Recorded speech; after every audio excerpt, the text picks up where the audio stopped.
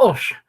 And just it's actually a thrill for me to be able to provide this workshop for you this morning.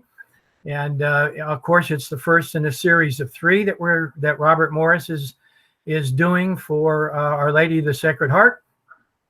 If you had a chance to look at the email that I sent you all with the invitation, you'll know that I am the proud parents of 2 OLSH graduates who are probably now older than most of the teachers that I see on the screen. So that's life. I've got 4 grandchildren, and my name is Larry Tomei. Together with Dr. Mary Hansen, that you see, at least I see on my screen, the 2 of us are going to be providing the 3 workshops between this morning, this afternoon, and Monday morning. Let's just begin with a few administrative things going on with Google Meet. This is the forum that we use quite a bit at Robert Morris University to hold our synchronous sessions with our students.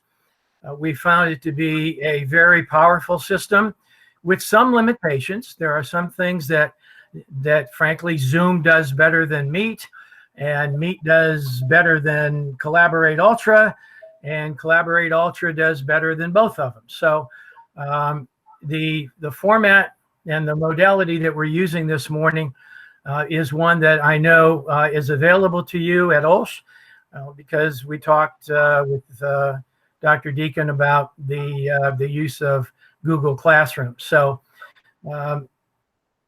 interesting times we're in, isn't it? My goodness, look at all the things that are going on. Who would have thought 3 months ago, 4 months ago, that we'd be in a position where we're delivering instruction very much in a distance format? I mean, a lot of teachers, a lot of faculty at the university never thought they would see the day when this became, the kind of the modality of choice here. So here we are. And as we start to use Google Meet this morning, just a quick rundown of some of its features. You guys probably all know this, so I won't take much time. You've all looked like you figured out how to find your mute button, and that's good. You can mute your microphone, and you can mute your camera if you'd like to by clicking on those icons toward the bottom of the screen. If anybody is hearing challenged, there is a way to turn on captions. You see that right next to the bottom. I found that not only to be very useful in complying with ADA, which we all have to be concerned about, but if anybody is doing any talking and their microphone is difficult to understand, or as we had in the case of one person who was an international presenter, a little hard to understand them as they were talking, I found that turning on the captions just works really nicely because it does a very excellent job of turning audio into text. So that's down on the bottom of your screen. I'll be using Present Now in a minute as we go through our first session. But to the right of the Present Now are three little dots. And if you haven't looked at those yet, probably the 2 things that might jump out at you right away is the change layout. I'm looking at you now in what's called a tiled mode.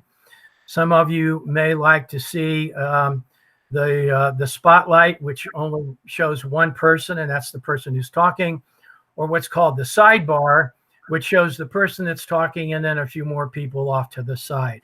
I kind of like the tiled because, well, I can see more faces at the same time. Also, you can go full screen here. If you'd like to do that, as we get into the presentation, it might just be less distracting just to have that whole thing on your screen. So that's kind of some of the important things that you can do with this. Also, you'll find up at the top of your screen, there's a little picture of a person with the word looks like 25 next to it. If you click on that, you'll see all of the participants in today's session. Okay. And it gives you a quick look at their status. Now, I'm showing you this for two reasons. Number one, it'll acclimate you to Google Meet a little bit, but also on Monday, when we talk about synchronous sessions, okay, and we kind of look at how to blend all the things that we're doing today with delivering courses and delivering lessons online synchronously, you're going to take the role of the teacher, and I want you to be able to maneuver around the screen. Last thing I want you to notice is there's a chat room that's part of Google Meet. It's off to the right of where it says people. And as we go through the presentation this morning and this afternoon, Dr. Hanson is going to be monitoring the chat room for me. And this afternoon, I'll monitor the chat room for her, so that you can either feel free to, turn your mic on and ask a question, or if you're less comfortable doing that, feel free to type into the chat room any questions you might have, and Mary and I will kind of interrupt each other and try to get your questions answered. Okay. So that's kind of where we are. And if it's okay with everybody, I'm going to go ahead and get started by presenting my screen, which should be appearing very shortly. Okay. And hopefully you can see that now. So we're going to kind of go ahead and get started here. Anybody have any issues as we get going? Okay. The session that we're going to do this morning is one of two chief ways in which we can deliver lessons at a distance. Robert Morris, most universities, and a lot of schools are, I don't want to say torn between, but have to juggle these two different formats. Both of them have some advantages, both of them have some disadvantages, and both of them require you to take a little bit different look at the way you assess your student learning outcomes under both of these modalities. So the three workshops that we've agreed together with your administration to deliver, I think are going to give you a real interesting perspective on this. Now, some of you have probably been doing this for a while. We're trying not to make too many assumptions about what your background and experience with this is, but I think all of you will be able to get from us some tools and techniques that will improve your online courses. Both Mary and I teach in a certificate of online teaching that Robert Morris has, and this will not turn into a commercial, I promise you, except to say that, we started this several years ago and have put many teachers through a 4-course series that looks at and examines all the pedagogies involved with teaching online. So we're going to talk a little bit about learning theories just to begin. I'm going to only spend about 10 minutes on this as a refresher, because as I tell my students, you can be the best PowerPoint maker in the world. You can do wonders with web pages and websites, but unless you pin those on learning theories, on the way that your students learn and how you teach, you're going to come up short. You're going to have some students in your classes that are going to walk away unsuccessful. And so the trick is to base everything that you're doing on simple learning theories that all of you probably had when you were undergraduates. The advantages of teaching or facilitating a workshop like this for K-12 teachers like yourself is that you all have a common background, more or less. You all remember at some point in your undergraduate work preparing to teach by taking a class in educational psychology or learning theory, whatever they might have called it. You know, that's actually an advantage that you have over our faculty at Robert Morris or any other university. As I always say, you know, when we hire a professor for engineering, we're pretty comfortable that that person has been a successful engineer, either a practitioner or maybe a scholar. But in a lot of cases, we don't know whether they can teach or not, because they haven't had that fundamental learning theories that K-12 teachers get. And sometimes it takes them a few years in the classroom to figure it out, whereas you guys came to the classroom with an understanding. And so all I want to do this morning is just give you, okay, I didn't see what Pat put up there. Are you having trouble seeing this? Let me make it as big as I can. I was just wondering, Larry, if you could put it on slideshow to just show the one slide. Well, I will, and I think it'll be better this way. Okay. And so I've actually created for all of my students, whether they're in my Robert Morris classroom or in a workshop like this, a website that I will send you the link after the session is over, but it's called Learning Theories of Primer Exercise. And it's just designed to introduce or reintroduce the three primary schools of educational psychology: behaviorism, cognitivism, and humanism. And you might look at that and say, well, why is he going over this? We're supposed to learn about technology. Well, it goes back to what I said a few minutes ago, that you're going to have in your classroom behavioral learners that learn very well with something like a PowerPoint presentation, okay? You're going to have the cognitive learner in your classroom that learns very well when you give them something like websites that they can go explore. And then there's the humanistic learner who wants to know more. They want to interact with you more. And so that will lead you toward how you're going to use these technologies in the classroom.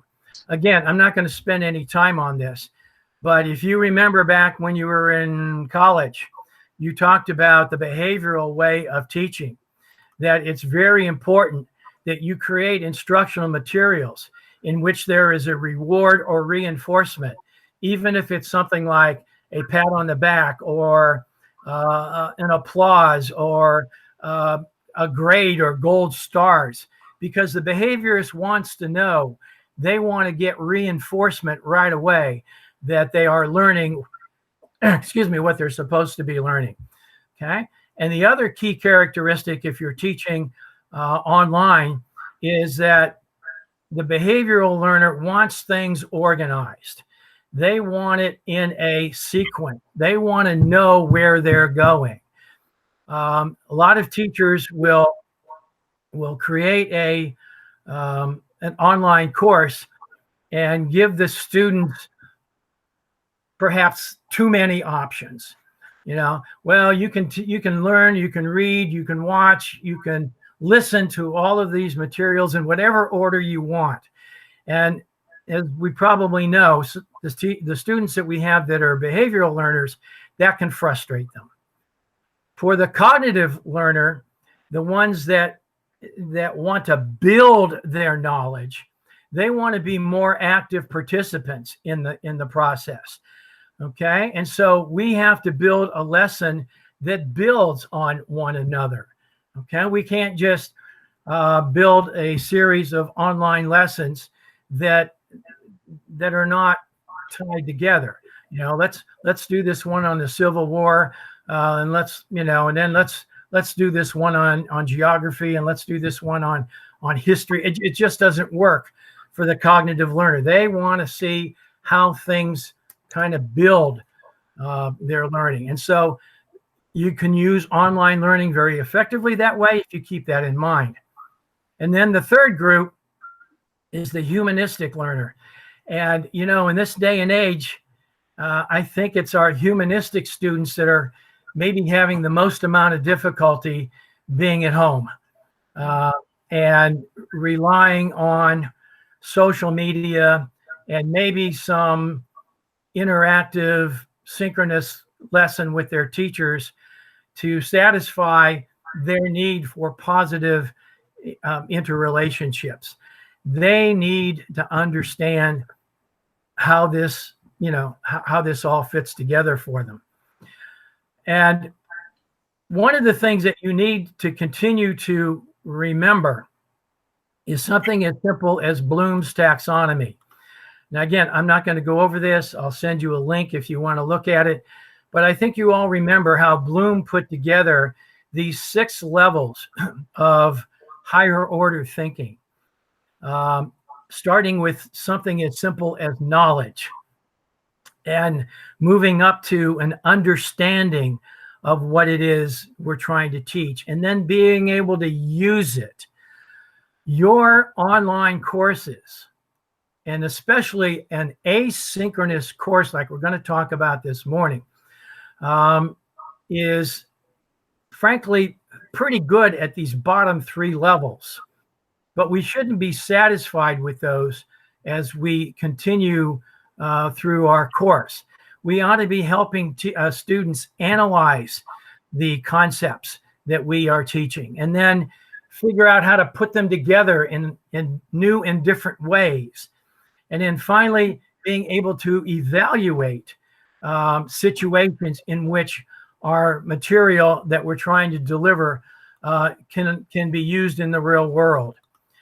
Okay, so those are just all a little refresher. Now, here is the actual link. And again, you're going to get copies of all of these PowerPoints as well as a copy of the video. So when you have some time, if you'd like to take a, you know, get a little refresher about learning theories, there's a great way to do it.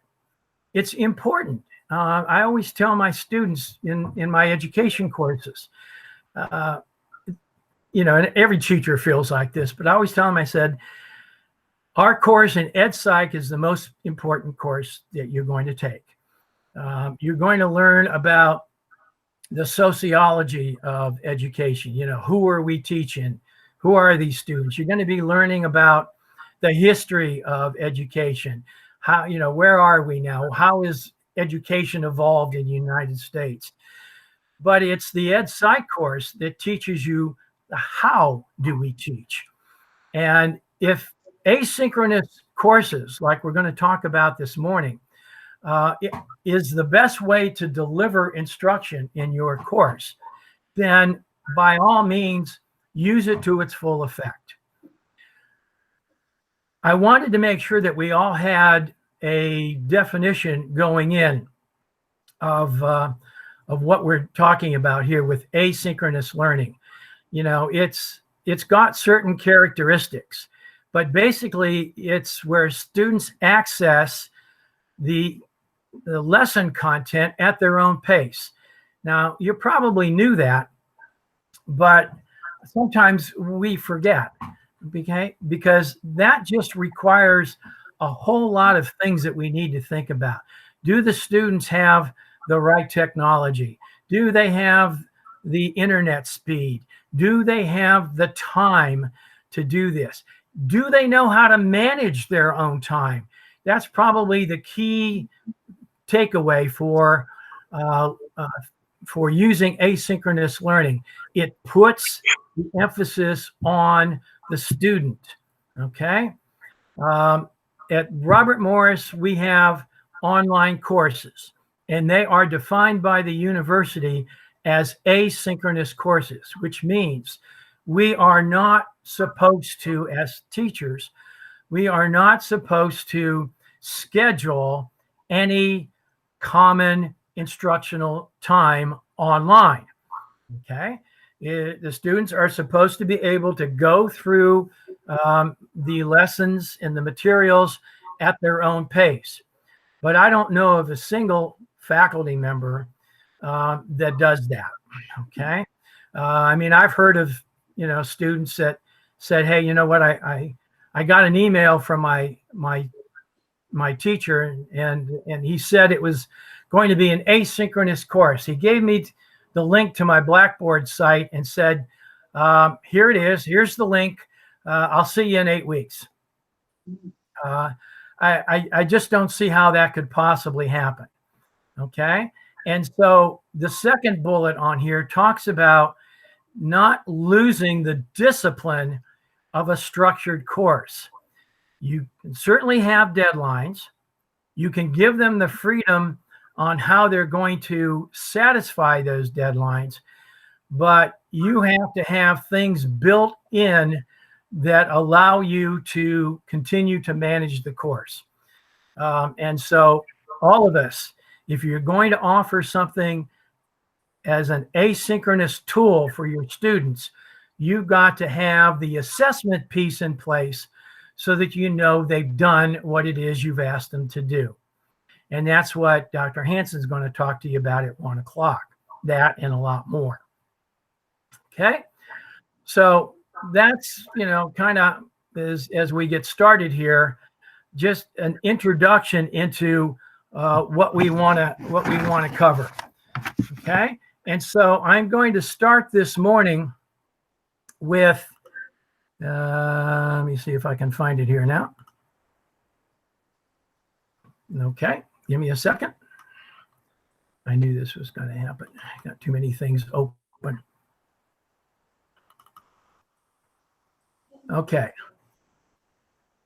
I'm going to start you off this morning with looking at a series of asynchronous tools. And I want you to walk away with enough excitement about each one that you could think about how they might be used in your online course. Okay. Not all of them, maybe just a couple, maybe the ones that you feel most comfortable with, but the ones that can help your students. Okay. And we're going to start with the first audio-visual lecture on, well, I won't see it again. Sorry about that. There it is. Okay. On doing video lectures. Now, I think this is one of the most powerful tools that we can use.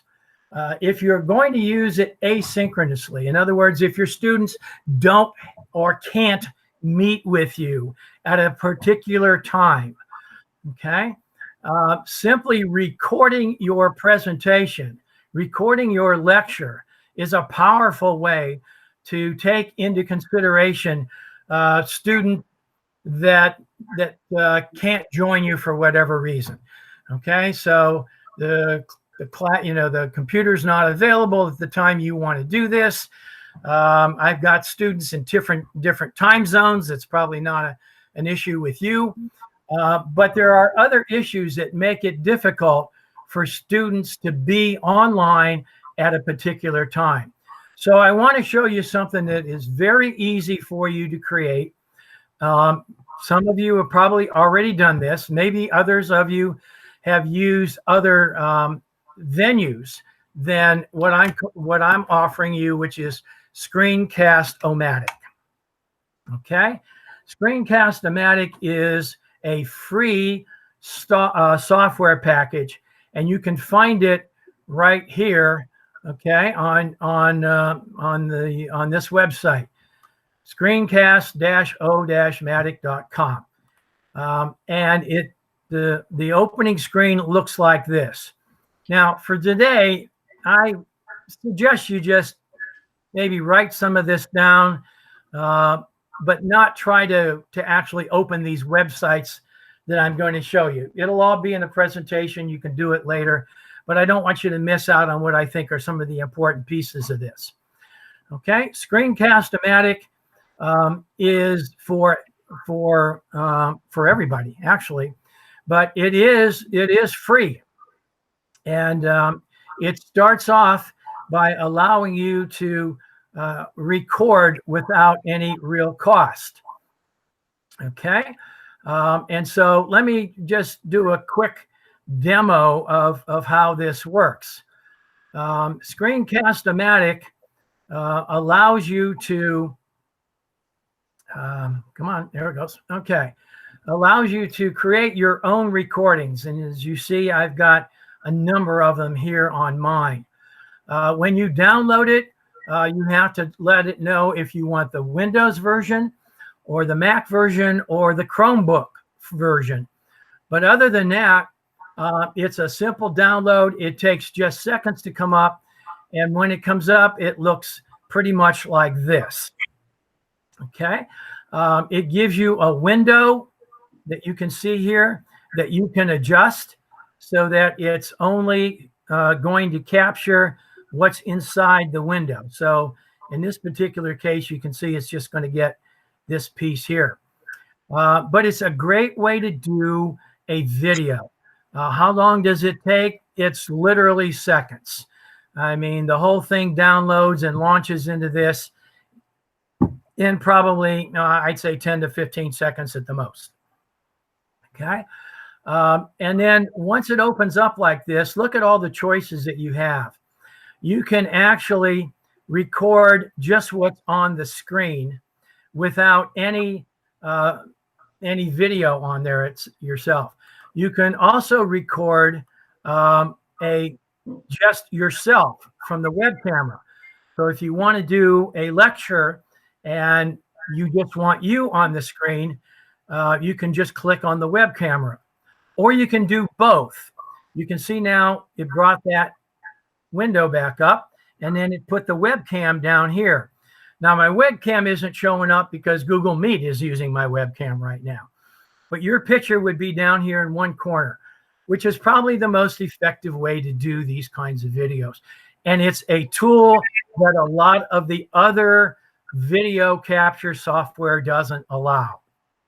Okay, they simply say, we'll do whatever's on the screen. Well, this gives you the option of doing both. When you download Screencast-O-Matic for free, you can keep it as long as you want. The only limitation that you have on it is right here with the max time. The max time for the free version is 15 minutes. Okay. If you buy the upgrade, which is like $18 a year, which I did, then you have no max time. Okay. And so for 18 bucks to create an asynchronous video lecture, and you can put a nice PowerPoint presentation behind here, and you can narrate a PowerPoint presentation. Okay. It's just really easy to do. Okay. And once you have the window set up the way you want it, once you have practiced a little bit, and I always tell my students, look, I am going to do a video lecture that's going to look and sound exactly as if you had me in the classroom. Okay. It's not going to be professionally done. It's not going to sound like Jimmy Stewart delivering, a narration on a movie. It's going to be, Dr. Larry Tomei, who would otherwise be standing in front of you, which means I'm going to stutter, I'm going to stammer, I'm going to make a mistake and correct myself, but it's going to be very much like a lecture. And actually, that works out to the best. I don't know about you, but I've sat down and watched some of these, professionally prepared videos, and they like bore me to death. I can watch about 10 minutes of them, and then I can't do it anymore. And so even with a 15-minute max time that you have there, that should be enough for most of your lectures. And certainly you can have one after another. But as we know, our students, especially in K to 12 and maybe especially in 9 to 12, are good for about 15 minutes, and then they need a break. So this is kind of a built-in break that's automatically, that's set up there anyways. But all you have to do once you've got it defined the way you want it is you click on record, and you can see now it's starting to record. Here, down here, it's telling you 2-3 seconds. You got a maximum of 30 minutes, which was my max. And it's simply recording everything there, everything you say, everything you do, everything it sees. Okay. And as soon as you click on pause, you can tell it that you're done. And this is really simple. Okay. You tell it that it's done, and you can save it to one of 3 places. Okay. You can save it as a video file on your computer, which is probably what you want to do. Okay. And so it will what's called render your video, and it will place that video somewhere wherever you tell it on your computer. And then you can put it up on a web page. You can put it in a Google Classroom. You can send it to your students as an attachment, assuming it's not too big. Okay. A 15-minute video will be about 10 megabytes. And so most of our emails can send that without a problem. Okay. And so that's what you want to do most of the time. And think about it. Every time you do a presentation on the internet, you ought to be saving that lecture. Okay. You ought to be saving it so that the next time you deliver the same thing, and some of you I can see are fairly young faculty, you're going to be teaching this every year, every time, every subject, every content area for the rest of your life. Okay? And why not capture the video so that maybe you don't have to deliver it exactly the same every year. Maybe you can let your students use it as a backup. Maybe they can use it, even if you do change things, they can still use it as a review for an upcoming test, all great ways of doing that. And again, most of us in college, I teach the same course almost every semester. Okay. I have long since captured video from previous courses that my students now have access to in a nice little inventory. So you can save it to your own computer. You can also upload it to Screencast-O-Matic. Probably don't want to do that, but you can get an account on Screencast-O-Matic. So if you don't want to put this on your computer, it's taking too much space. I don't have enough disk space, which is not typically a problem anymore. It used to be maybe 10 years ago. But Screencast-O-Matic will actually give you an account, and you can load it up there. The third option, which actually we're going to talk about a little bit more in a little bit, is another really good option, and that's to upload it to YouTube. You can, as a faculty member, take your movie, and you can upload it into YouTube. And I know you guys know enough about YouTube to know that, it gives you that little link that you can pass on to your students.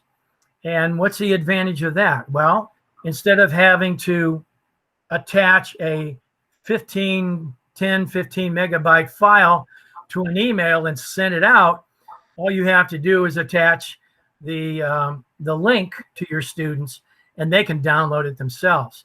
The other real advantage, of course, is that they can watch that video on their laptop, on their phone, on their iPads, whatever device they can access YouTube, which is a lot more than what most of us have. Okay, so that's Screencast-O-Matic.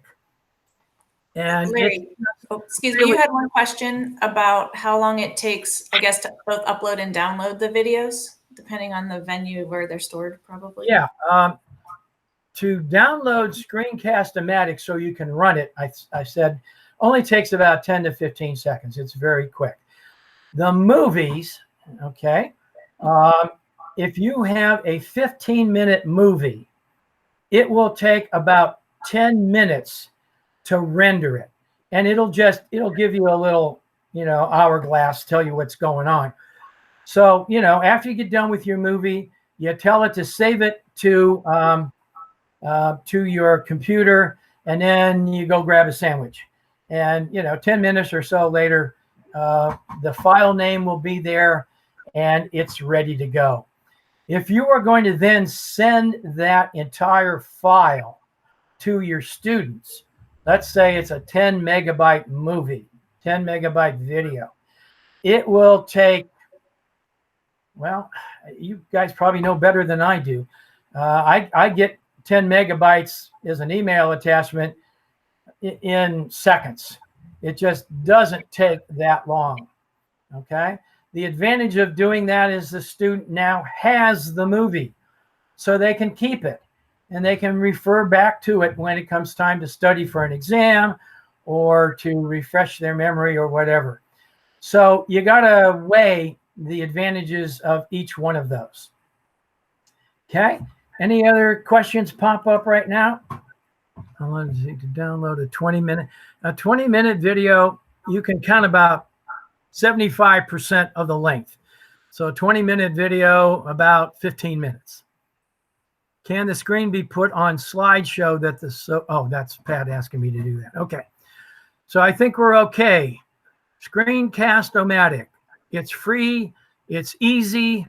And even if you decide you want the more advanced version, you can get it for, I think it's $18 a year.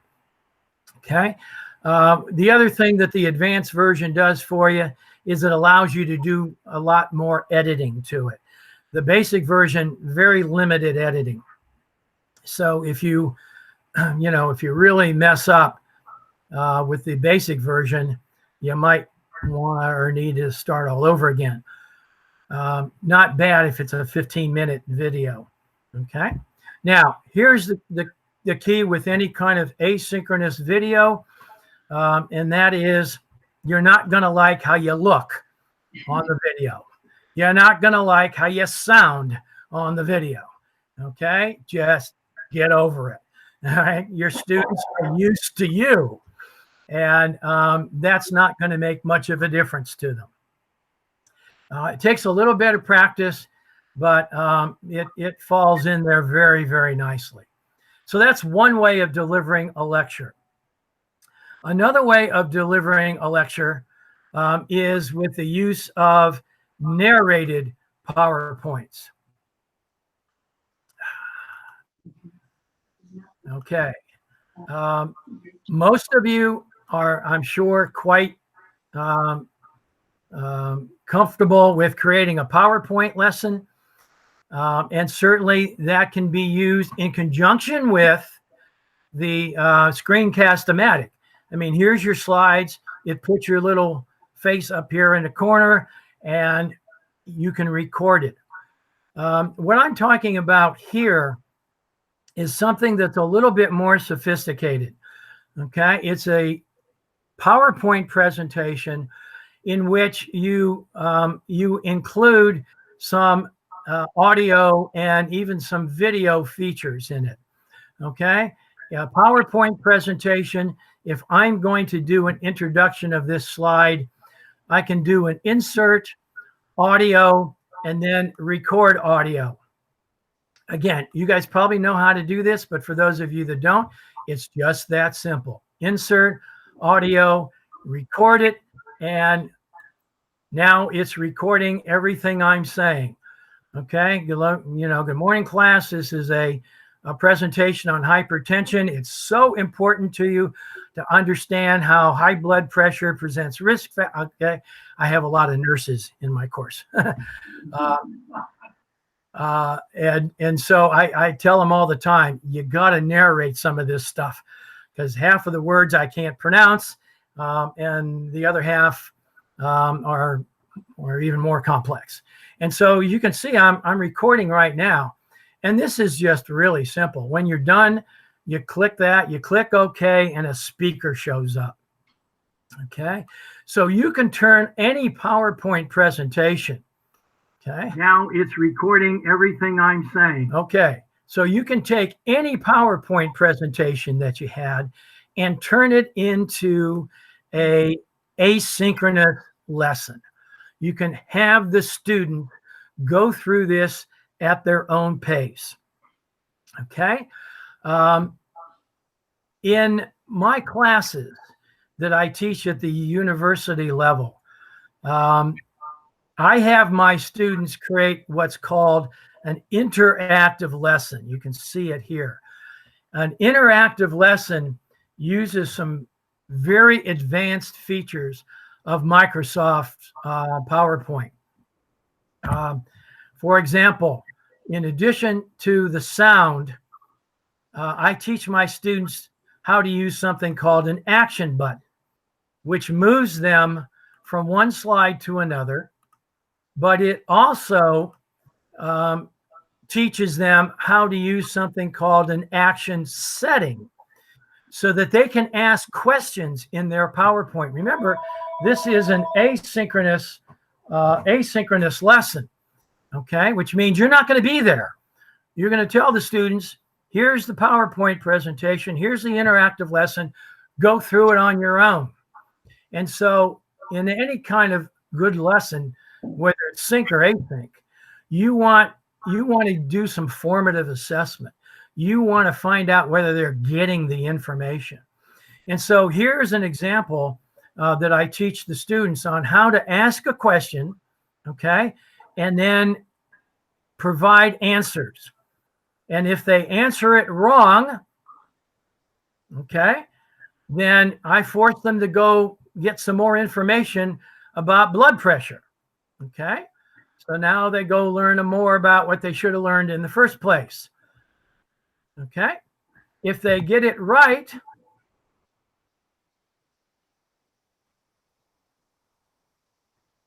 you know, it tells them, yes, you got it right and did good. Now we can move on in the class. So this is called an interactive PowerPoint presentation. It uses action buttons like this. It uses action settings to create questions, okay? So that you can move the student along at the pace you want them. Here's another good question.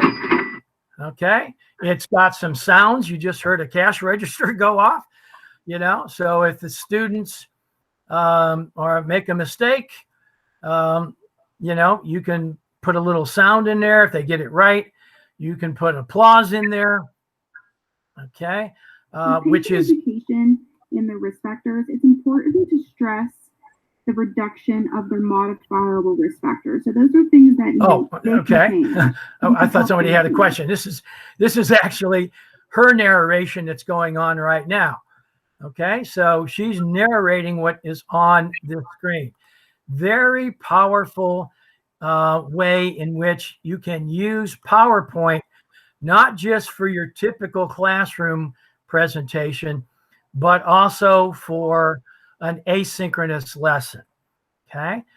Now, to learn how to use action buttons, to learn how to use links, I suspect most of you are fairly comfortable with that. I mean, just take a look at what it takes to do that here. Let me see if I can make this as big as I can. Okay. Here is the question slide. Okay. And I'll just show you the quick commands real fast. This was a question slide. There's a slide if you're wrong, and there's a slide if you're right. Okay.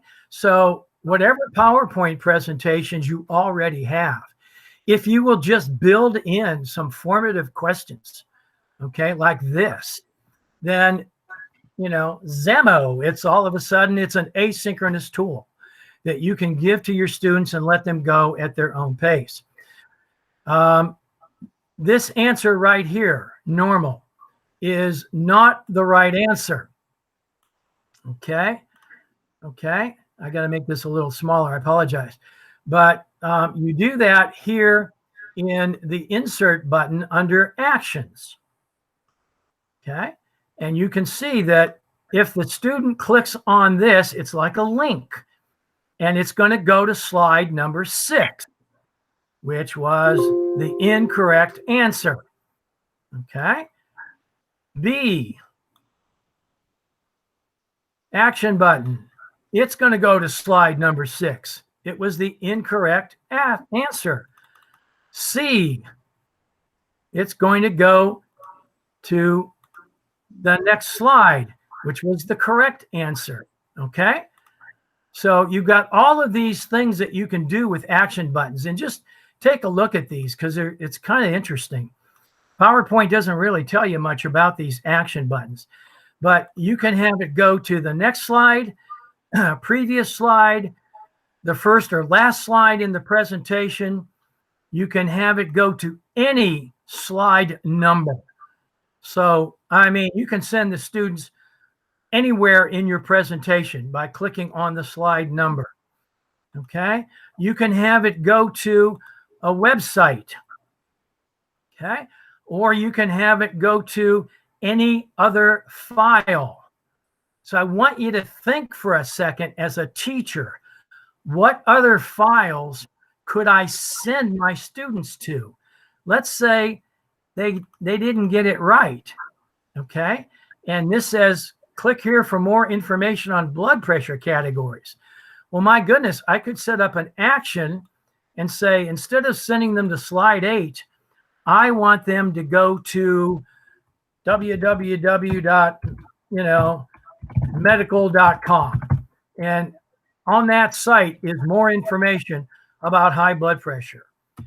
Or I could send them to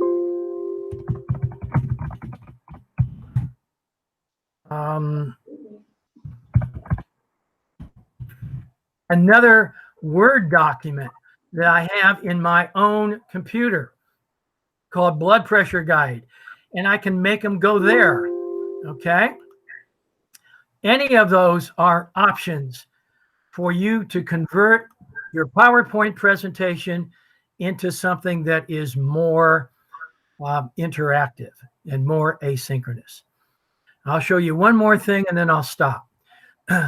One of the problems that we would have with students is that with any PowerPoint presentation I give them, how do I know they're watching the slides? What if they just do what I'm doing now, which is just, she won't know the difference. I'm just gonna, I got to answer this question right. Otherwise I don't go anywhere. But, assuming I can guess the question, how do you know, or how can I be sure that they're following the PowerPoint the way I want them to? Well, here in Slideshow, there's another feature called Setup Show that maybe you know about, maybe you've never heard of. Most of the time, the show is set up like this, to be presented by a speaker, which means my space bar will move my slides, my mouse click will move my slides, my up and down arrow keys will move my slides. But I don't want them to do that. Okay? When they get to this slide, you notice there is no action button like the other slides.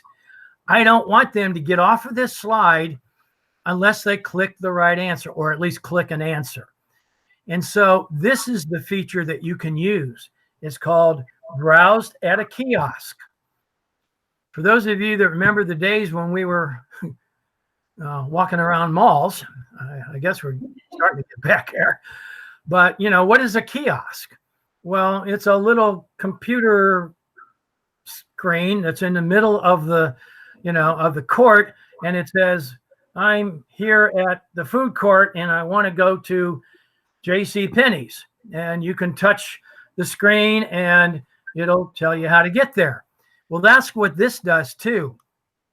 In the kiosk mode, I can click all I want. I can hit my space bar all I want, and I'm not going anywhere, okay, until I hit the action button. And that gives the teacher the opportunity to say, listen to the audio, answer the question correctly. Okay? So these are all features, advanced features of PowerPoint that I call the interactive lesson. And it's an extremely powerful tool to use with an asynchronous lesson. Okay? So everybody listen to what I'm going to say now. Each one of you, where is it? Now, each one of you will receive from me after Monday. I want to be sure you show up on Monday too. After Monday, each of you will receive the textbook that I use in my classroom to help teachers create technology-based materials, such as the interactive lesson. It will walk you through how to create a simple PowerPoint and the advanced interactive lesson. It will show you how to use Microsoft Word to create text-based materials for your asynchronous lesson. It will show you how to create something I call the Hyperbook, which is an advanced text-based material that you can send to your students in an asynchronous environment. I will send it to everybody whose email address I have on Monday afternoon. Okay, so if you saw that and said, well, gosh, I'd like to do that, but he went through that too fast. I don't see how he did those. That's okay. You'll get a chance to use it. Okay. The next thing I want to talk about is another asynchronous tool. Is something that we're actually using right here, and something that you all ought to think about using, and that's the recorded synchronous session. And I'm going to talk a lot more on Monday about how to do these synchronous sessions, and hopefully I'm modeling some good techniques for you this morning, and Dr. Hansen will this afternoon. But I just want to offer to you in your list of asynchronous tools, okay, you had the first one that we talked about, which was Screencast-O-Matic. And then I talked to you about narrated PowerPoints. This is the third one. And this is simply using a recorded synchronous session in an asynchronous mode. Okay. I am recording this session right now. You can see it. Okay. At the end of this presentation, I will get from the computer, from Google, I will get a link to the recorded session. It also takes maybe, if I do a 2-hour session, it's probably going to take an hour and a half at least to render. But at some point this morning or this afternoon, I'll get the link. Now, as I said, recording the meeting that you're doing online is a feature that's been in every one of these modalities, these forms that I've seen. Meet, Zoom, Ultra, whichever one you're using. The only real secret in recording a session, if you're like me, is to remember to turn on the darn recording as you get started. I'll sit there and I swear sometimes I'm 10 minutes into the thing before I realize the little red button isn't on. But here you can use the features off to the right. Now you're not going to be able to do that this morning because only the host can record the session. Okay, that's why I'm recording it. Okay, but you can see I clicked on record, the little red button came on, and at the end of the session, I'll hit stop record. It's just that simple. And then I'll get a nice email. Here's one. It comes from Meet Recordings, no reply at google.com. And it gives me the link to the video. So just like with Screencast-O-Matic, just like with narrated PowerPoints, you can create a video lecture by using the record option in your synchronous session. Okay, makes sense? So that's the third one. And again, I'll talk more about some of the tips and techniques for delivering synchronous sessions on Monday. The next thing that I want to show you is a real friend of mine. The next two I really, really like. Again, you are probably familiar with this, but for those of you that have used YouTube, I want you to make sure you realize that YouTube has an education area, okay? So just don't go to youtube.com and start searching, okay? Because who knows what you're going to find. Most of what I find when I search regular YouTube are bloopers from Everyone Loves Raymond. I don't know why, they just show up on my screen every time. Eventually you can get to some pretty good sites, but if you go right to youtube.com/education, you can take a look at and do searches very quickly on some videos that could be very good for your own use. So just take a quick look. Well, you got to spell it right.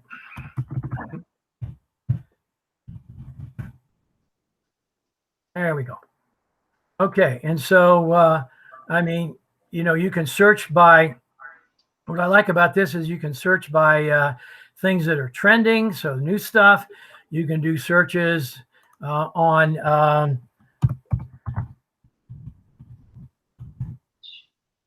why would I type that? But okay, so, I mean, I had a math teacher one time and he said, hey, there's no good stuff videos on my math area that I teach. And I teach the Pythagorean theorem. And I said, watch this. And we went out there and look, you know, 20 years ago, I used to make a bet with my students and said, go out on the internet and I bet there are at least a dozen websites for any topic that you might want to be, or you might be teaching. I certainly don't make that bet anymore because there are millions of websites on just about everything.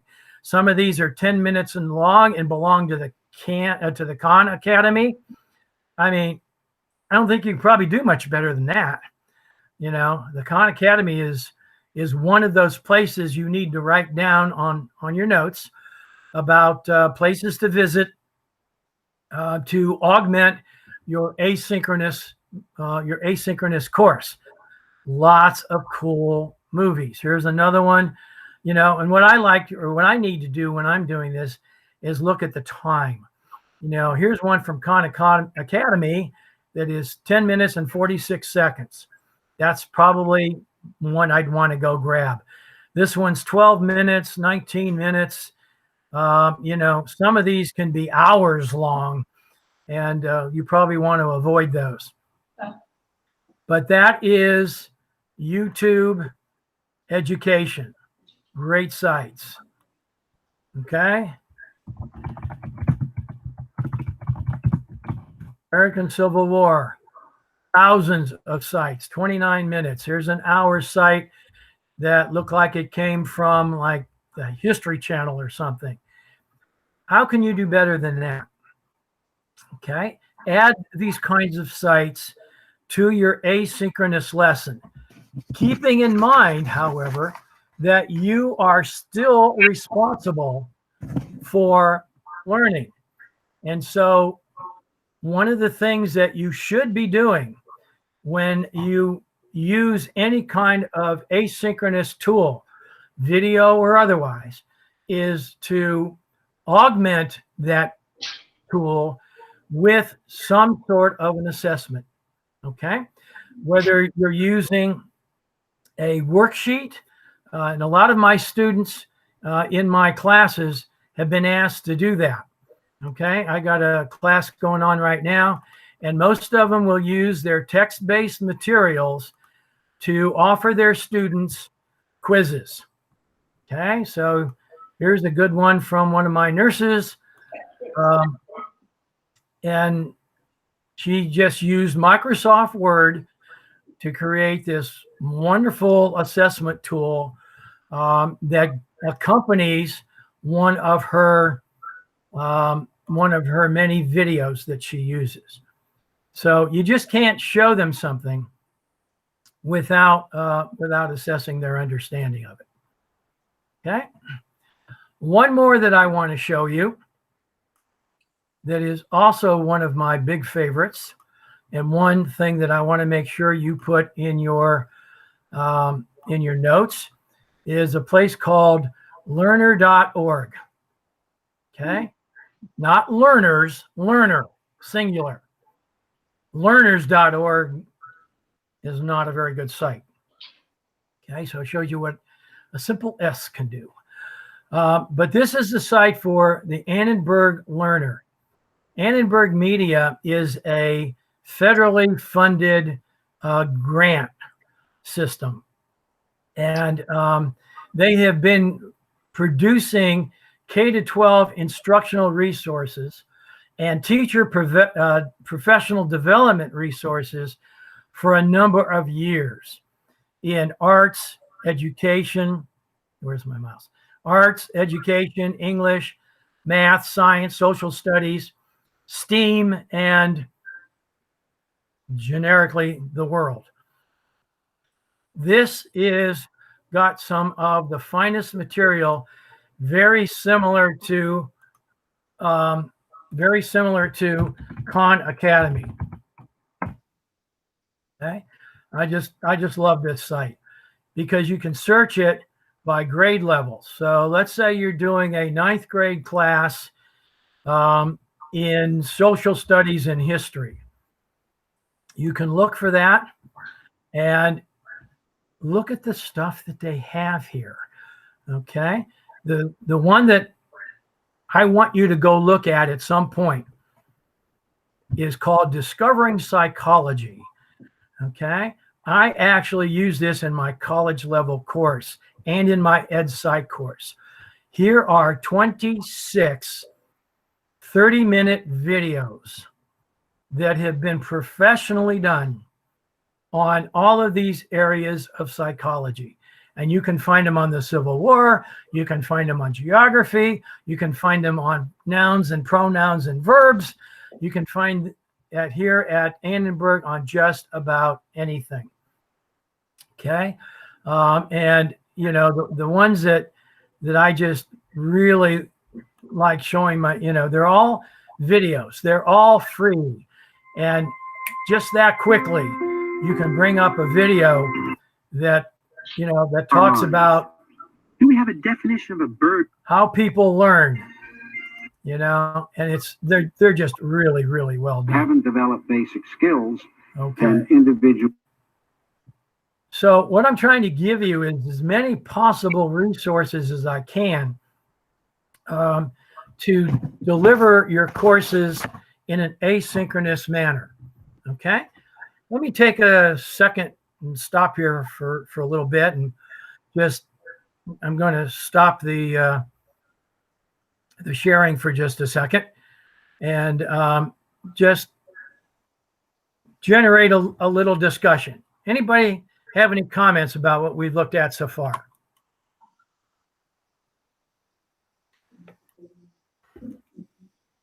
Identify yourself so we know who you are. Larry, Pat Litzinger again. I use the Annenberg Learner site as well, and use the economics series in my economics classes, just for your information. Very good. Very good. Anyone else have any comments? Come on, I'm going to pick somebody. This is a classroom. You guys know how this works. Bethany, you got a big smile. Give me some comments.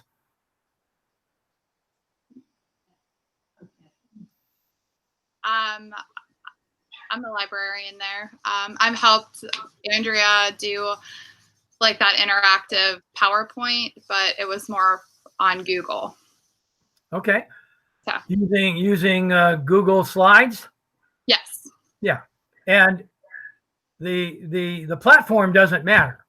What matters is the options and features that they have. So I might be showing you Screencast-O-Matic, but if you've got another app that does video lectures, go for it. I mean, these are just examples.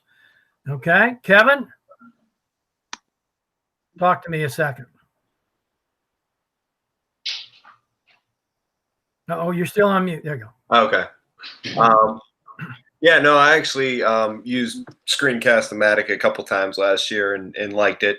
I thought it was like easier to use than QuickTime or anything like that. So yeah, I would recommend like short videos with Screencast-O-Matic. There you go. Another thing to think about too is these do not have to be technologies that only the teacher uses. Okay. In other words, for those of you that run classes with group projects or with class projects or capstone classes for seniors, I mean, these kids, they grab this technology way quicker than some of us do. You know, I run Google meetings with my Knights of Columbus Council. Okay. And these are guys that are 60, 65, 70, and sometimes a little older than that. And darn it, if they can do it, I always tell them, they said, well, what if I have a problem with the technology? And I said, you have grandkids? And they said, yeah. I said, well, then bring a grandkid into the room. They'll fix it for you. And so even in an asynchronous course like this, it would be very appropriate for us to use use these technologies, teach our students these technologies, and have them deliver their class projects in the same way. Anybody else have any comments? Larry, can you hear me? I can hear you. Who is this? I'm Sister Francine. Oh, hi. Hi. When you showed that one assessment that somebody had made after their presentation, is this going to be addressed either later on today or on Monday, as far as how can you make it secure so that someone takes an assessment and is keeping it to themselves? Okay, if I understood you correctly, you wanted to know if you could get access to that PowerPoint presentation? No. I'm sorry. My question is, if you put together an assessment for your student to take, can you in some way guard it that only they give me their answers and not share it? Yeah, I got you. You know, the simplest way, and we're going to talk about this toward the end, is using email. I mean, if I send my student that Word document that's got the quiz on it, I'm going to tell them to complete the quiz in the Word document, write the answers in the document, and then send it back to me as an email attachment. No one else would see it. Okay. That's one advantage of doing something like that, so that no one else sees their answers. Okay, so yeah, that was a good question, and yeah, that's what I would do. I mean, I would make that a one-on-one with my students, rather than, you know, and a lot of times, you know, online learning, and again, we're going to talk about this on Monday more, but when we do a synchronous session like this, you know, it's got advantages and disadvantages. You know, a lot of advantages. The disadvantages, sometimes students do like Pat Litzinger is doing right now, turned off their web camera, and I got to check on Pat every once in a while and make sure he didn't go walk the dog. Okay, and so there he is. Okay, so you know, I hit my students with questions all the time, so that I know they're still there. I had one student that I guess it's in Zoom that you can change your background. You can't do that in Google Meet. At least I don't think you can. At least I haven't seen how to do it. But in Zoom you can. I had one guy that he put a background up there of being on the beach or something, and I knew he was still in Pittsburgh, Pennsylvania, but I don't know what he was doing, but it took me a while. And so lots of tips about this that we'll continue to use. Jeff? Yes, in relation to Sister Francine's question, is there any way to prevent them from sharing that Word document then with one another with all the answers in it? Or is there a way to time test it so that when you send it, you've got 30 minutes to finish this? So at the beginning of class at 8 o'clock, I'm going to send this class an email. You have 30 minutes to finish this quiz. Is there any way to do that time tested wise, or is it via email is your best rendition? Yeah, no, I don't want to steal any of Mary's thunder for this afternoon, but the short answer to your question, Jeff, is yes. I mean, there are many ways in which you can create timed assessments. You really can't do it with the one I just suggested, which was sending out a Word document, but there's a lot of other venues, and I know Mary's going to show you a lot of ways in which you can do timed assessment. Thank you. Okay, let's continue our discussion and look at a few more tools that are quite useful for teaching teaching asynchronously.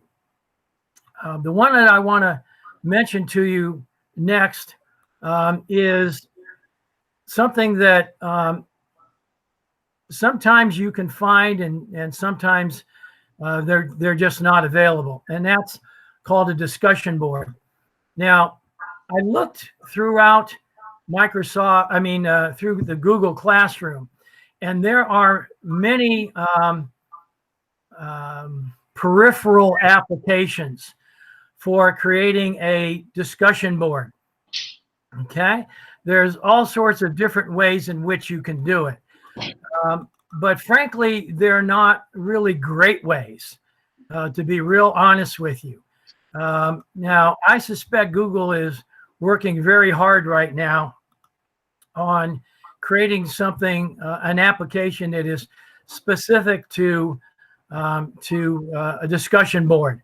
Okay, but I wanted to just show you a couple that are very, very powerful and can be used in an online session if you've got the right resources. And one of those resources is the use of a specially prepared discussion board like Blackboard. Blackboard has a discussion site in there that works very, very well. Okay, and well, if I can find the thing.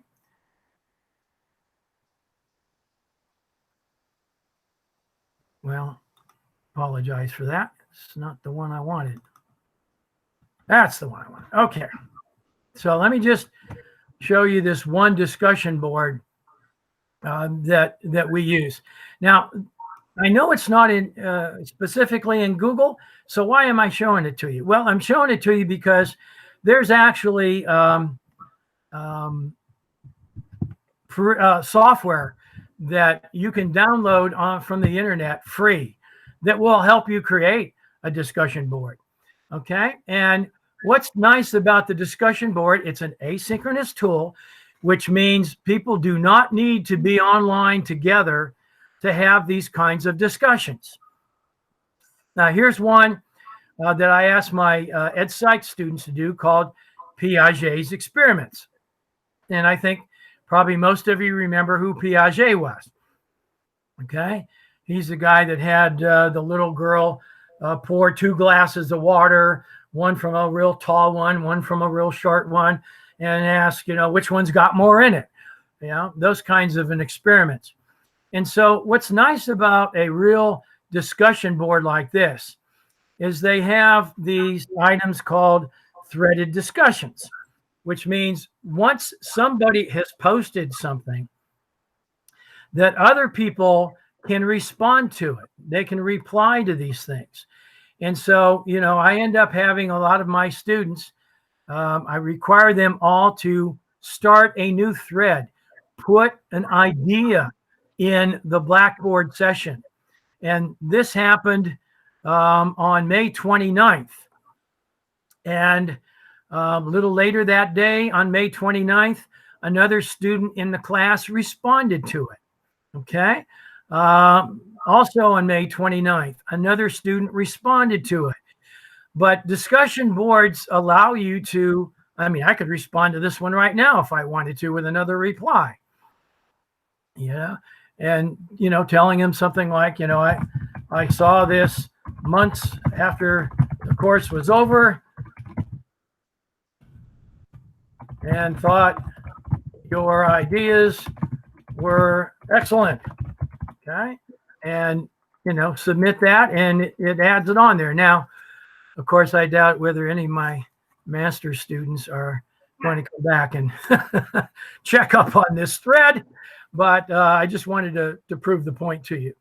Again, it's an asynchronous tool. It allows you to create, it allows you to reply, and it allows students to do what a lot of students do really best, which is learn from one another. Okay, so good. Now, I'm going to be sending out with my, you know, some discussion board guidelines, you know, so you don't have to write these down. You'll get a copy of these. But, you know, it makes you think when you're doing an asynchronous lesson tool like discussion boards that, you know, you have to do things like prepare. Okay. And I'm talking now about the students as much as the instructor.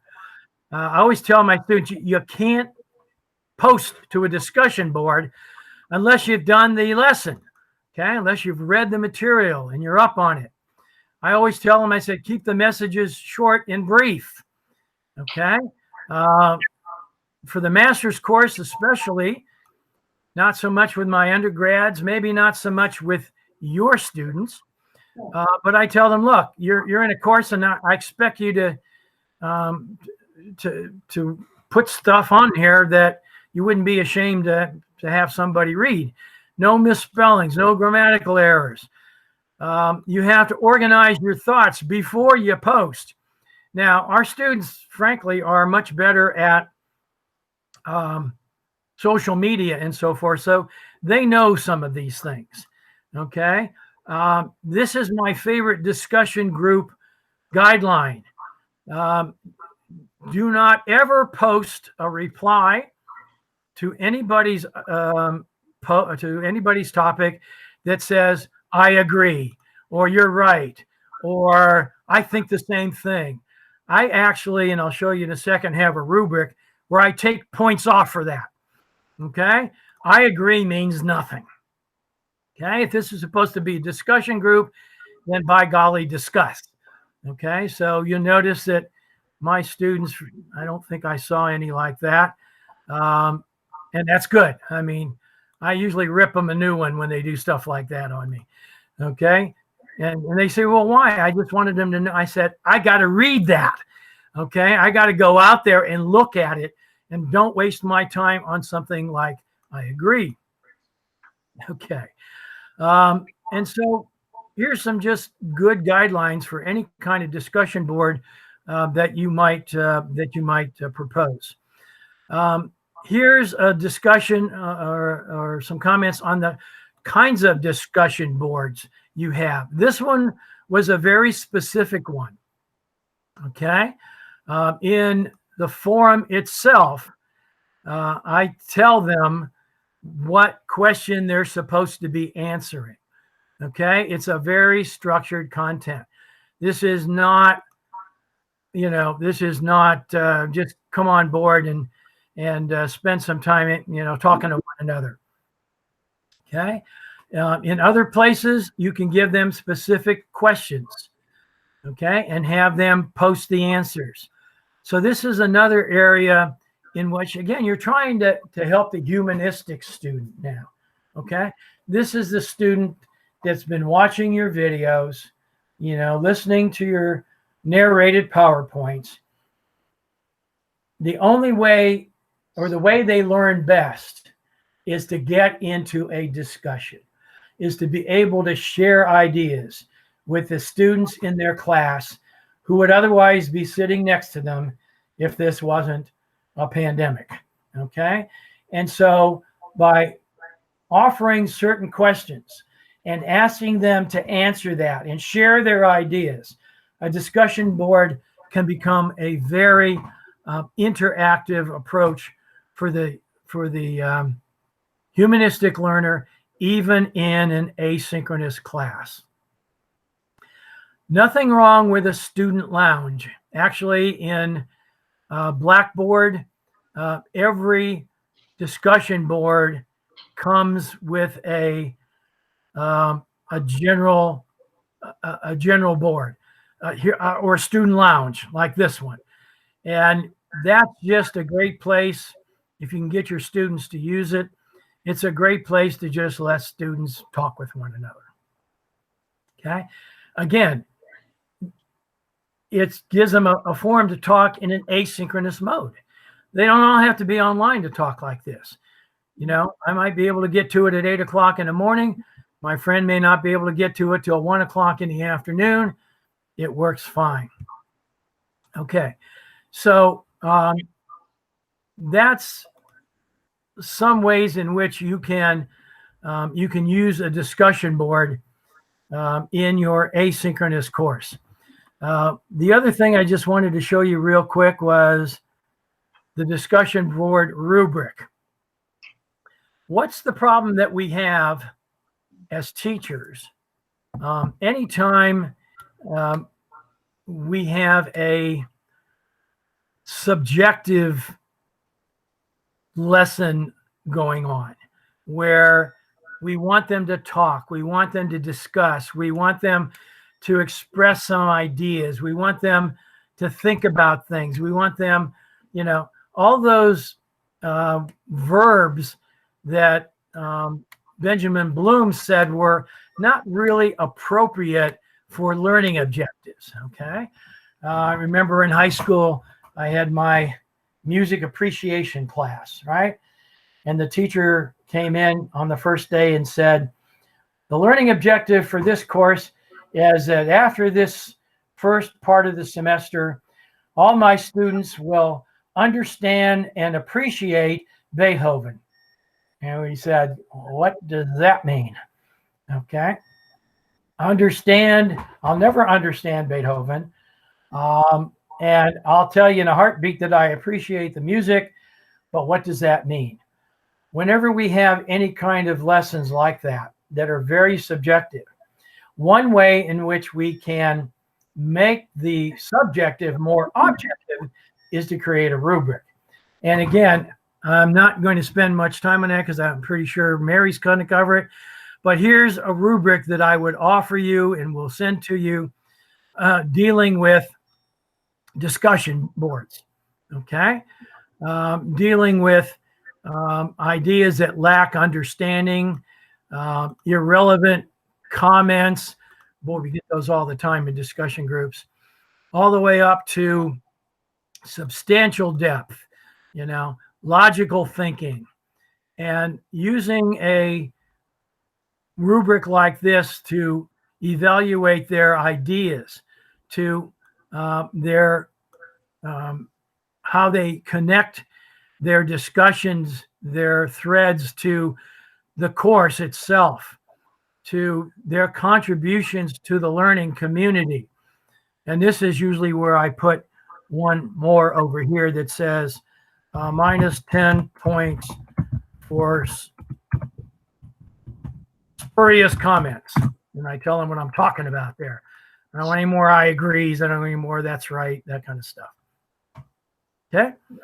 The writing quality doesn't have to be a discussion group on writing. It can be a discussion group on anything. But I want to see a post that shows some thought. Okay. And they always, a lot of my students now are, well, we have some disagreement on this sometime. That's not how I talk. That ain't the way I use social media. You know, it's not cool. Yeah. Well, I say, yeah, I understand that, folks, but this is classwork, and LOL and IMHO does not serve as a viable post in my discussion boards. And it usually takes them a little bit of time. I don't know about you guys. Well, probably a couple of you guys. Like me, I swear to God, I spend half my day on Googling acronyms that I don't know. I mean, I can't keep up with them. There's no way. And so every once in a while, I call my 14-year-old granddaughter and say, "What does that mean?" And she said, "Grandpa, it's, you know, da, da, da, da." I said, "Okay, well, you're much closer to my freshman student than I am." So there we go. And then you should always have something in here about timeliness. If you looked at the discussion group I was showing you earlier on Piaget's experiments, in my syllabus and in my question that I pose to them, I always tell them, look, you have 48 hours to post your first action, and you have another 48 hours after that to post at least 2 replies to somebody else's discussion. So you can see this whole discussion board started, looks like on the 29th, 27th, 26th, only lasted 3 or 4 days. This is not something you want to drag out over an extended period of time, because they simply will stop looking at it, stop paying any attention to it. Okay, so there's a few more guides in here about that, but I think that's kind of got it covered. The last one that I'm going to suggest to you, well, second to the last, apologize, is going to be at least a consideration about chat rooms. Okay, now we've got a chat room here in Google, in our Google session, that a couple of you have posted some things to. But how could you use a chat room in an asynchronous environment? And the answer is not too effectively, all right?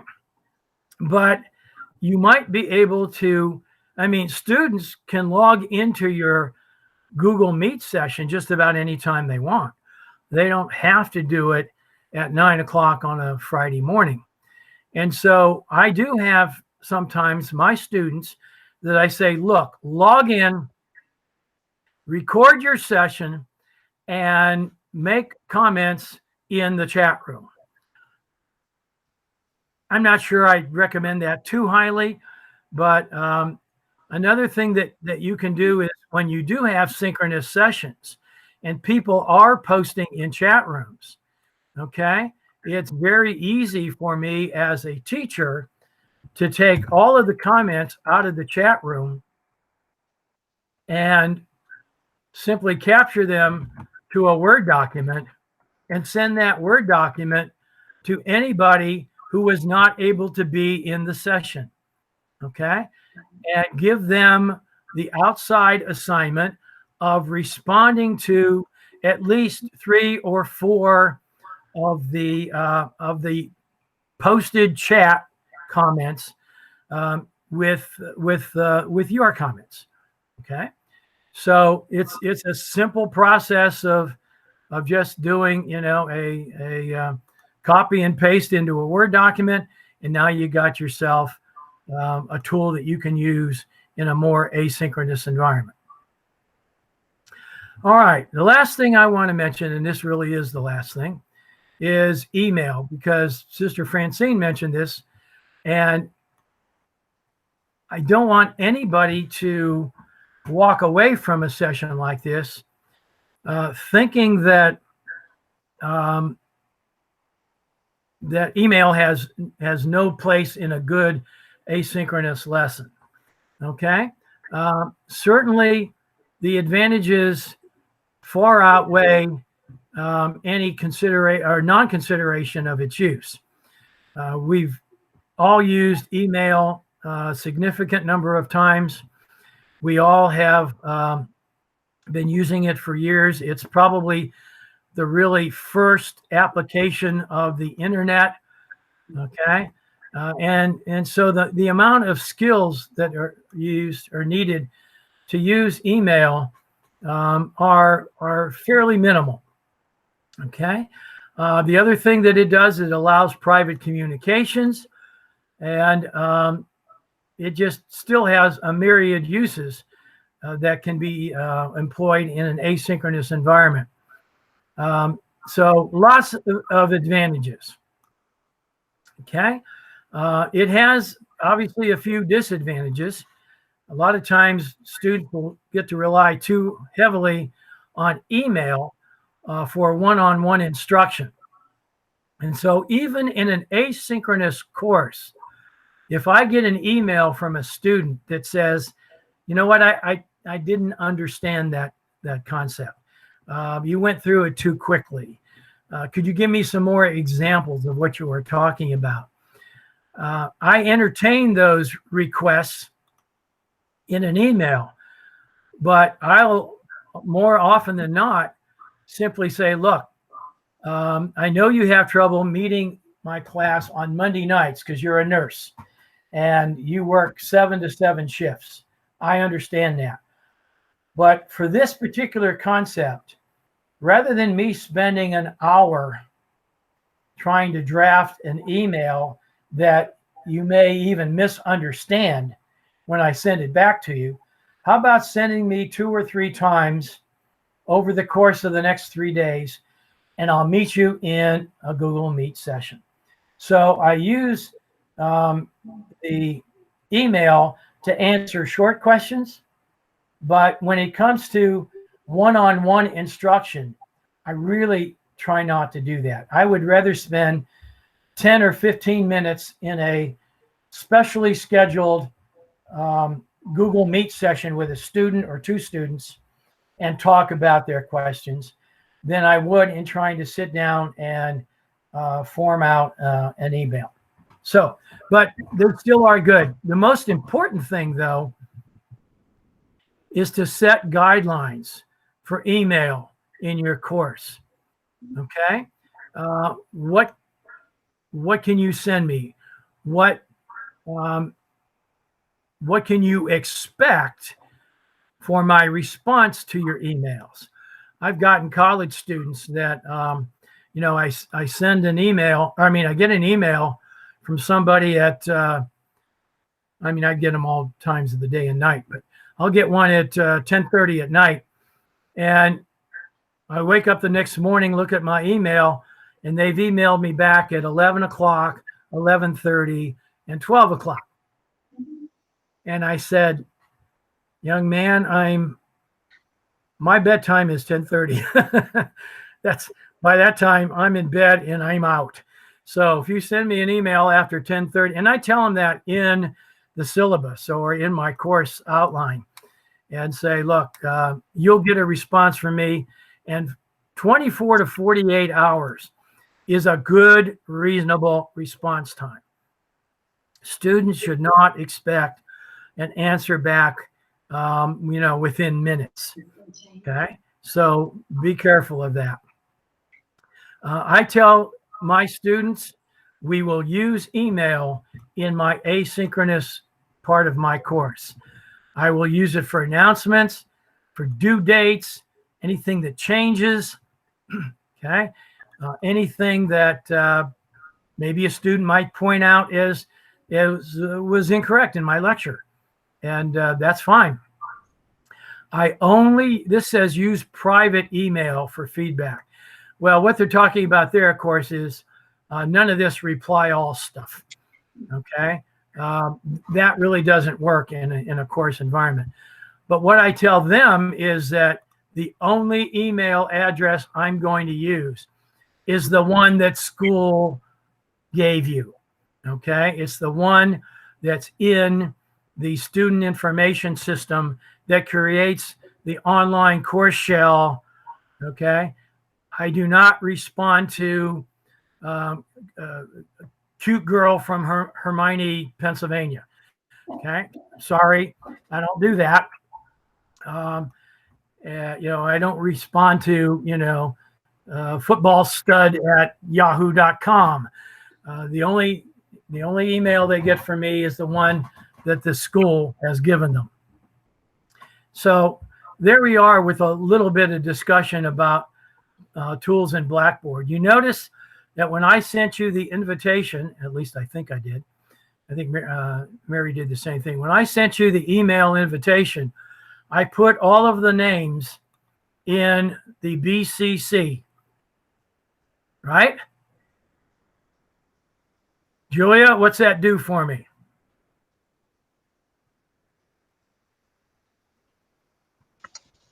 Putting it in the BBC part of the Instead of the instead of the what? Instead of two. TO. Actually, I'm not sure. Okay, that's fine. So, Rachel, what's it do for me? When you BCC someone, you're blind copying them, so then they can see what the content of the email, but the recipient doesn't see who is BCC'd on it. Okay. What else does it do, Emily? I got two Emilys. Emily R. When you hit reply all, it doesn't go back to everyone either. That's it.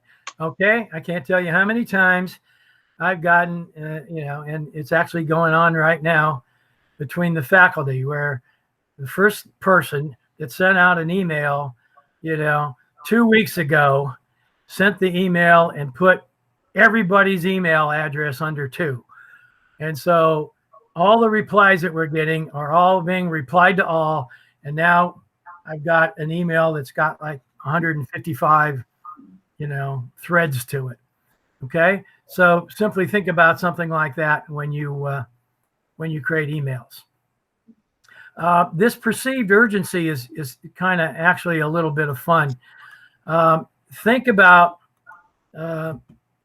using different ways of communicating with your students and how each of these types of emails or each of these types of modes can be used. In other words, look at where email is. It's kind of down on the list. Telephone calls are better. Personal visits, even if it's done in a Google Meet like this, is more at the top of the list. I remember I used to do, when we first started this, I used to do chat sessions. That was my office hours that I did with my students. And so I'd say, look, I have office hours from 5 to 6 o'clock on Wednesday nights. If you got questions, if you want to talk, come into the chat room. And so I'd log in at 6 o'clock. This was an asynchronous course. I'd log in at 6 o'clock and I'd be sitting in there all by myself. I always say there's nothing lonelier than being in a chat room all by yourself. And I would sit in there and it'd be 6:05 and nobody's in there, and 6:20 and nobody showed up, and 6:30 nobody's there, and 6:45 one person shows up. And so I'm sitting there typing. This is a chat room now, not a discussion like this. And she asked me a question and I type it out. And she asked me another and I type it out. My daughter walks past her and she says, "Dad, what are you doing?"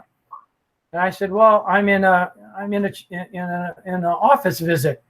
"Oh, what are you doing?" I said, "Well, we're in the chat room and she's asking me questions and I'm answering." And she said, "Well," my daughter said, "Well, how many people are in there in the chat room?" And I said, "Well, just 2 of us, me and her." And she looked at me, she said, "Why don't you just call her?" And I said, "Yeah, okay." Smart, closed my door and I made a comment to the student. I said, maybe we ought to just talk on the phone. So email is fine. It's got some advantages. It can do some things, but it's got some limitations. But in an asynchronous environment, an asynchronous course, it's probably way more important than it is in another one. Okay, so we talked for a while about the different kinds of tools, and I hope, my gosh, I hope I've at least shown you one maybe you've never seen before, or at least one maybe you've never used before, and say, hey, you know what, I hadn't thought about that. And it really is a great way to provide the students an asynchronous option to my course. And so let me just finish with a few possible tips, and then we'll open it up for questions and discussion.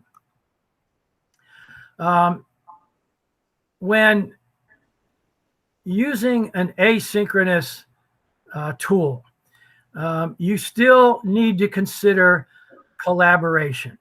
So I've showed you a couple of tools that might foster collaboration, and a number of them that really don't, but that's okay.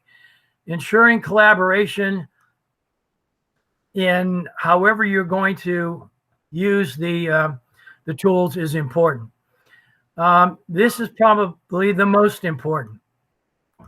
Learning objectives need to be set up front. If you look at any of my students that do work for me, when it comes to these asynchronous tools, like the interactive lesson, the very first thing I gauge them on, okay, is a slide with the objective on it, okay? Especially if you're going to be teaching asynchronously, the student needs to be shown up front and face to face with what they should be able to do when they complete the lesson, okay? And most of you understand learning objectives. I'm not going to go through those with you, but I always talk to my students about behavioral lessons, okay? I want to be able to observe that they know what they learned, and I want to be able to measure what they learned. My music class when I was in high school that said you will understand and appreciate Beethoven was not observable, was not behavioral. I don't know how my teacher, well, I know how she did it, but I didn't know how she was going to do it. Okay. And so by putting in a good objective, setting those expectations, okay, I always tell the student, tell them, for example, how long they have to do this lesson. Okay. And some of them will come out and say, there it is right here. You have 60 minutes to complete this lesson. You tell them all of these expectations up front. In an asynchronous environment, it's important that you include that right away. If you're going to do a screencast-o-matic presentation, make that the first thing you say when you start recording. This is a lesson on Piaget, and I expect you to be able to understand the 4 levels of Piaget's cognitive development. And you have 30 minutes. This is a 30-minute video. And when you're done, you know, you got the idea. Okay. Again, you still need to develop an environment where learners can discuss and interact. Whether you do that with a discussion group, whether you do that with email, it's important that not each student sees themselves as away from the group, okay? Even in an asynchronous environment. Do everything you can to make them feel like they're part of the group. Put them into, and again, we'll see more of this later, but, you know, put them into breakout rooms. Give them assignments that they have to work, even asynchronously, they have to work with each other. You got the idea, okay? And then one of the last things down here, your role as a teacher is changing. I think we all realize and understand that now. Your role as a teacher is changing. We talked about it in a college environment of being the sage on the stage, right? I'm sure you've heard that term, where all eyes to the teacher, and the teacher is the knowledgeable one. Well, we've all learned in the past 2 months, 3 months, that our role is changing now. If we have to do things online, we expect some help from parents. We expect some help from asynchronous lesson tools. We expect some help from other students. Our role is now turning to one of a facilitator, of putting all of these things together. You got 3 kinds of students. You're going to have to think about teaching 3 kinds of students. And where that might have been easier when you were in the front of the classroom, now you have to think about it online. Okay, so there we go. There was a lot of things for us to think about. I'll stop presenting now, and I'd like some feedback from you. How is the workshop got you thinking? I'm going to pick the other Emily to start us off. Emily S. Well, I'm the art teacher. So one thing I was thinking about as you were presenting all of these different applications is how I could utilize them for demonstration purposes. And one way was obviously like with the YouTube education, that's an easy way to just plug in a quick demo, whether it be one that I record or one that I just get offline. And one question that I do have is, have you found any sort of recording device? I forget what they're called, but it would like record what you're doing on almost like a projector, like what you're doing on your desk for like drawing purposes or writing. Is there any one that you found that works well for you? You mean in a typical classroom or online? Online. Ah, okay. Good question. Now, I don't think you guys are using Blackboard. Not currently. But one of the options in the Blackboard Collaborate portion is the use of something called a whiteboard. I didn't see it in Google Meet. I'm not sure I saw it in Zoom, but I suspect it will be coming around very closely as a tool. Okay, and here in Blackboard, we're allowed to use something called a whiteboard, okay, which would be similar than a smart board in a classroom, where as we start to type certain things that the students can see, okay, we can add things like pictures and diagrams. We can point to certain things that we want. We can use a drawing tool. I think that's what you're talking about. And the nice thing about the Blackboard is that if I save this recorded session, it saved this stuff too. Okay. So again, there are other software applications that you can buy. You can go or download. You can go out to Google and do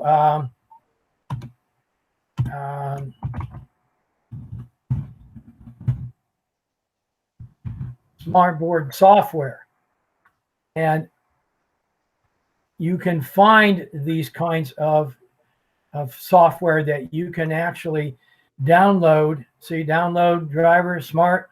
You can download some of these if that is something that's very important to you and your class. But again, remember, in this session, we're talking about asynchronous tools. On Monday, I'll talk about synchronous tools, and that's more of a synchronous tool. Okay.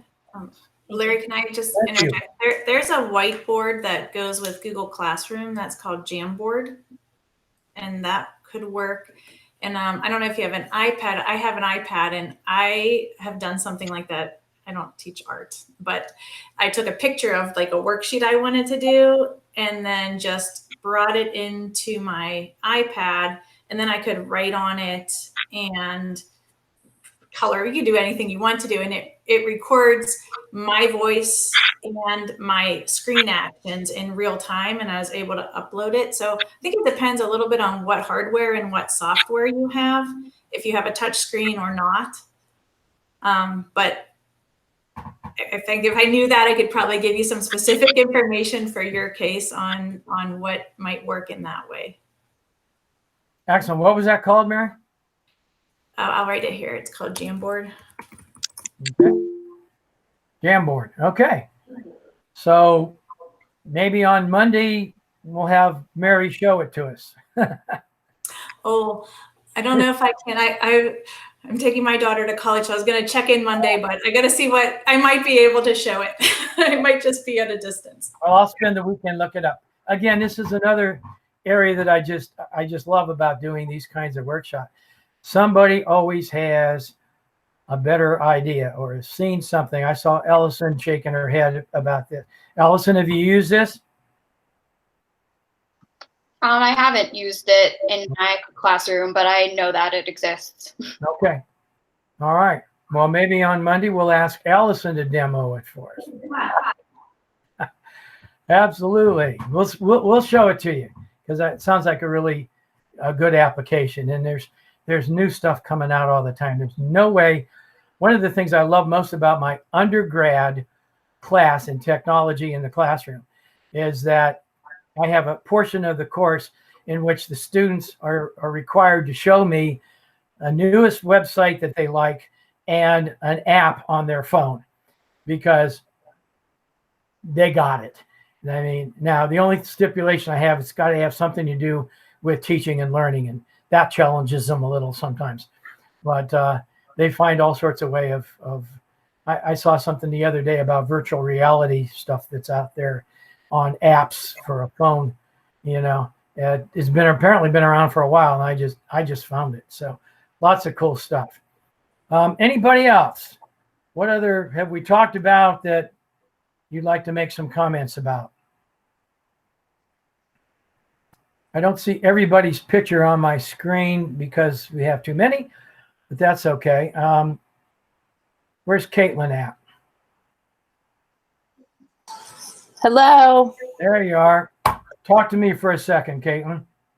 I think the YouTube, I mean, I think we all use YouTube a lot. I never realized there was an education kind of section for that. So it might be, help more specifically when you're looking for something instead of a broader picture for, videos you're looking for.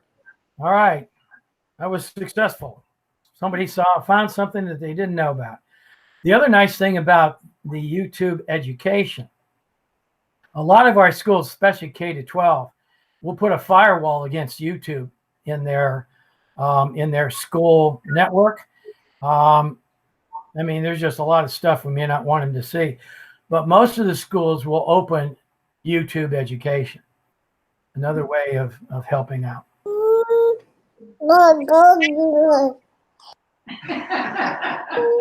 Sorry. Okay. Okay, I think I'm about done. How about if I turn this over to either Deborah or Tim with some final comments, if they'd like to make any. Larry, thank you very much. And Mary, thank you for joining us as well. Larry, you and I go way back in Sister Francine as well. And I shared with you earlier this week how excited I am because this is an area that I really enjoy, learning new technologies and being able to apply those new technologies. We're going into a little bit of uncharted waters. We have some experience from the spring, but now we're looking at more synchronous as well as the asynchronous. And I love the tools today. I'm sure some of the teachers knew some of these things, but it provided a great opportunity for so many of our teachers to learn about new tools. The guidelines that you're providing are exceptional. Those are things that sometimes we forget about as we're creating lessons. We're so engrossed in the lesson itself, we forget the guidelines or sometimes the objectives. So that's very important. But I'm really excited for our faculty that, over the next, over today, Monday, the experience they have, they'll have the time to work on some of these to create lessons that can be implemented early in the year. So thank you, and everyone at RMU. Pat, I know you're still here. Thank you too. Okay. And yeah, I'm still on too, Tim. Thank you. We appreciated working with you. I have technology challenges once in a while getting my mic on. We all do. Okay, Mary, you want to do any short intro in the next minute and a half? Or Sure. Well, I'll just give you an overview. So this afternoon session, I was going to focus a little bit more on test writing and specifically integrating that into some of the Google tools that you have. So we're going to talk a little bit about assessment in general, and kind of like Larry said, you really have to link the assessments to everything that you're doing in class. So a short overview on that, and then some examples with using Google Slides to do some formative assessments, and then Google Forms to create tests and some of the features that are available in that. And then if I have time, which I hope I do, especially if you guys are going to move to some synchronous learning, there's an add-on that I'm just going to go over briefly that goes along with Google that is called Pear Deck. And it allows for formative assessment during a lesson, but it actually kind of records everyone's responses at scale. So we'll go over some different ways of doing that, and you'll see what you like and don't like. And I like the Pear Deck a lot. I think I'm gonna like it a lot. So I thought I'd share some of that. And then whatever I show in my slide, like Larry, I will be sharing with you as a template. So looking forward to doing some of that this afternoon with everyone. Okay, well, it's 11 o'clock. Wow, right on the nose.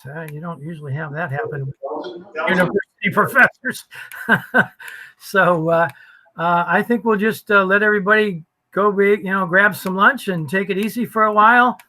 And we'll see everybody in Dr. Hansen's class at 1 o'clock. Remember now, that's a different link. Okay, so make sure you got the link from the email that she sent. If you come back here, you're going to be like me and my daughter sitting in a room all by yourself. So, take care, everybody, and we'll see you at 1. See you in a little bit. Thank you. What's your guys' name?